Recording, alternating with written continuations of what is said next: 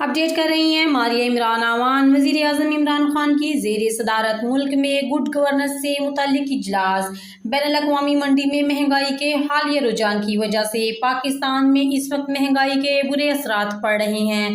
वज़ीर आज़म इमरान खान ने कहा, हम गुड गवर्नेंस और बेहतर प्राइस कंट्रोल मैकेनिज़्म के जरिए ज़रूरी अशिया की कीमतों में मौसर निगरानी को यकीनी बनाने के लिए सख्त मेहनत कर रहे हैं। इस मकसद के लिए सप्लाई चेन पर मुनासिब कंट्रोल, कीमतों का मौसर नफाज और ज़ख़ीराअंदोज़ी पर सख्त चेकिंग को मज़ीद मौसर बनाया जा रहा है।